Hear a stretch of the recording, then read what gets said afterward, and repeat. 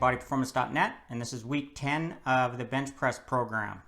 So we're only 5 weeks out from the competition now in Kamloops B.C. on August 21st, 2016.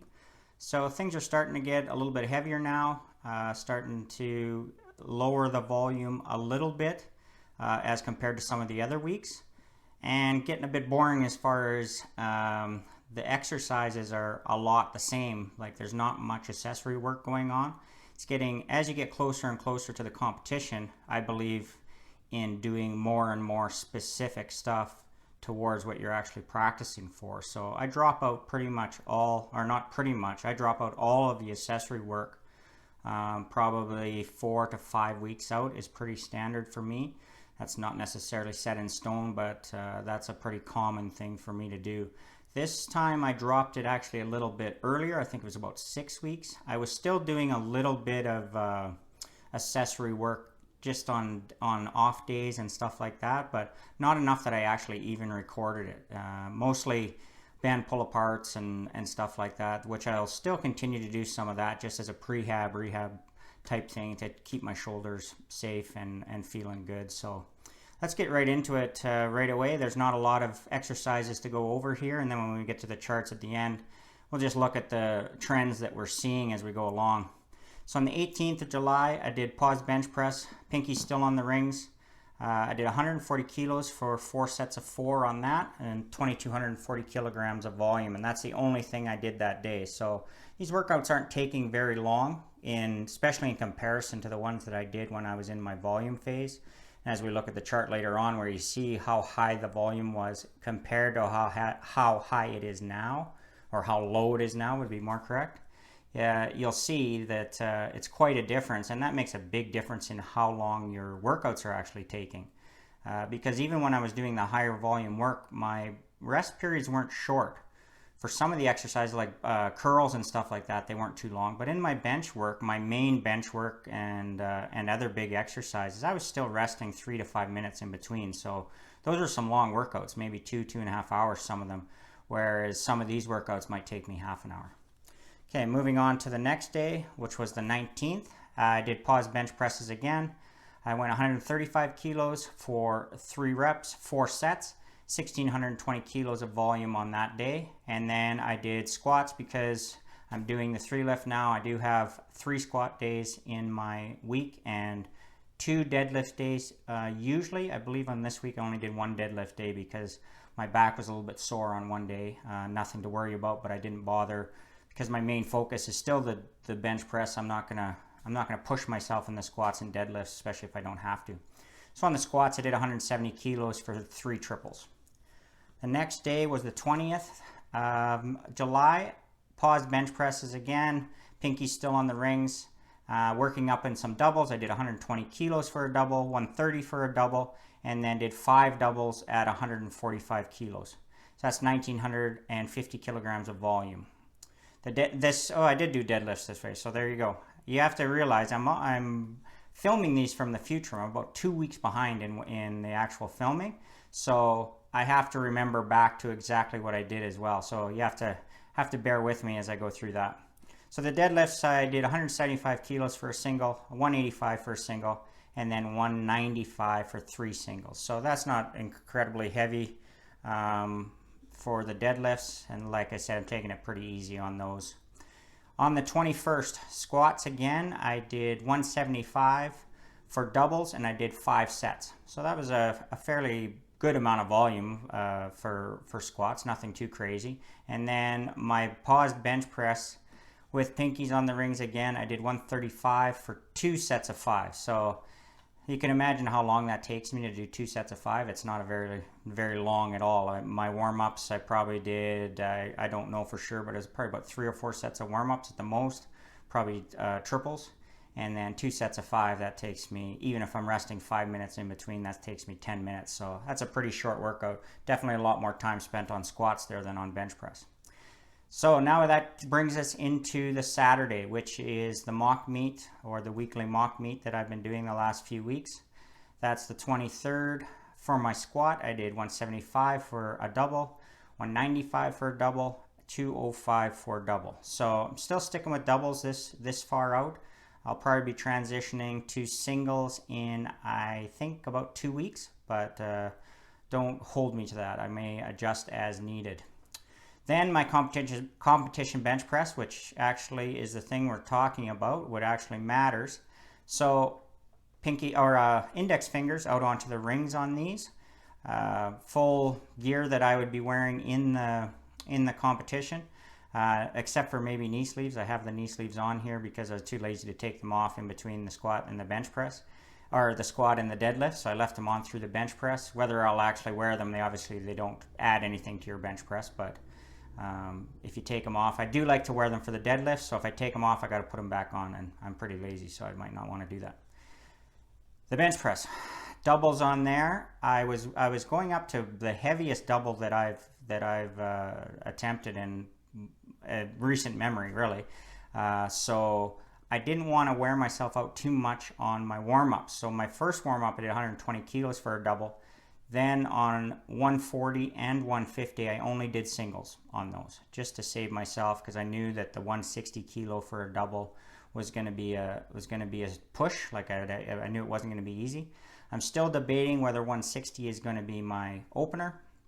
I might go a little bit lower depending on the day when I've actually made weight, because I'm probably going to have to cut a little bit of weight, and that can affect your bench press for sure. Obviously, my main goal is to go after the bench press record, but I also want to be smart about it. I'm not one to go into a meet and go after a number when it's not there and end up bombing out or something like that. That's not how I roll. So as of right now, I'd like to say 160, which I hit for a double here, is going to be my opener, but we shall see. Then my deadlifts, I went 175 for a single, 195 for a single, 215 for a single, and 225 for a single.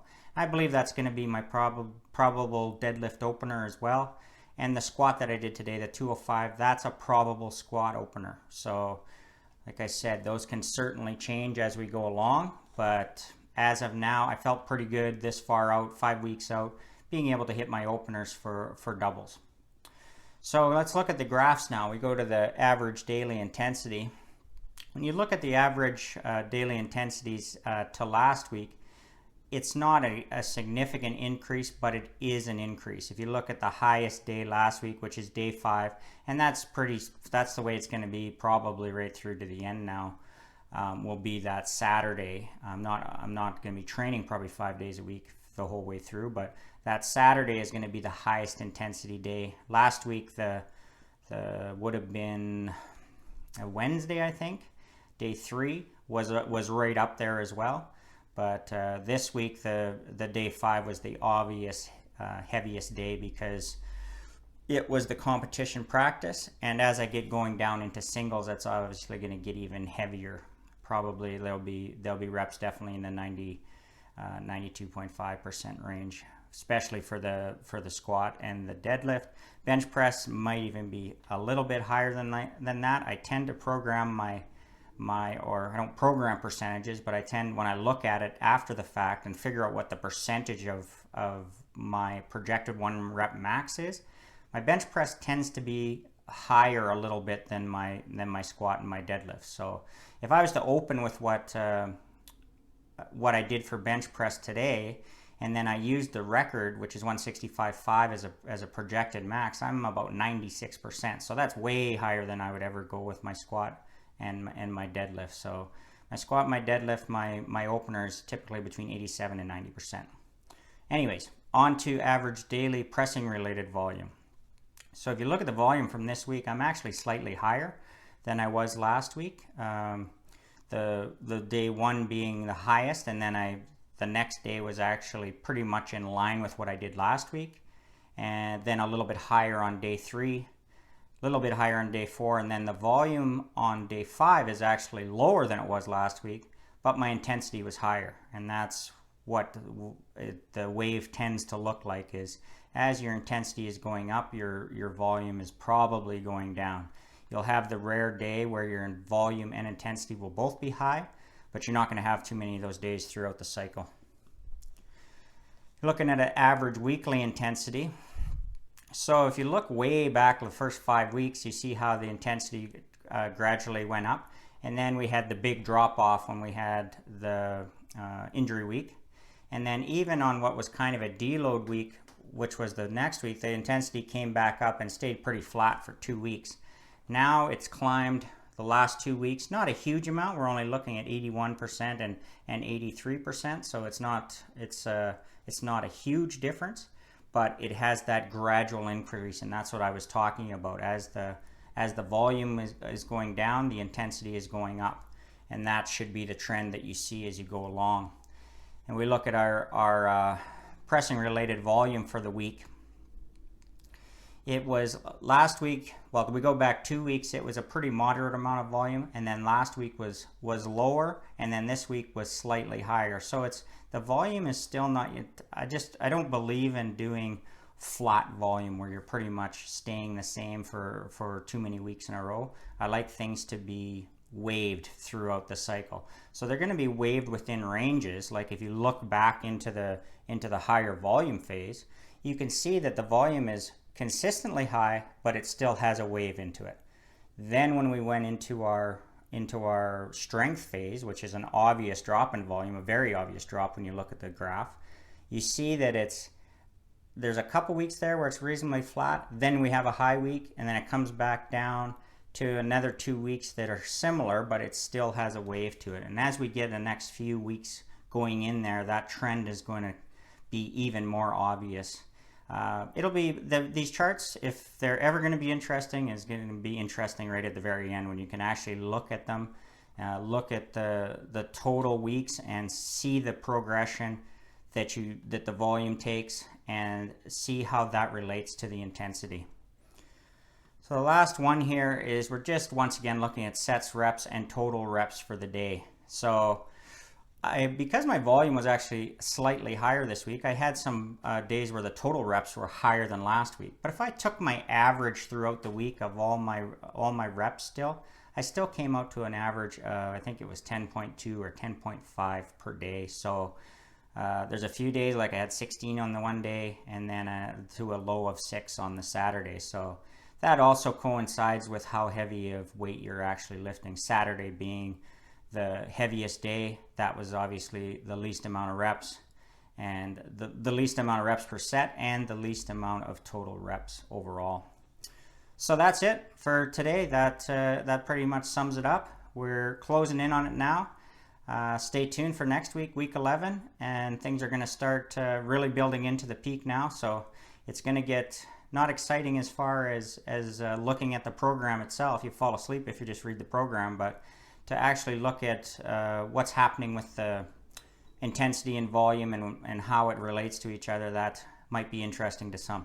Kevin Weiss, bodyperformance.net. Talk to you again next week.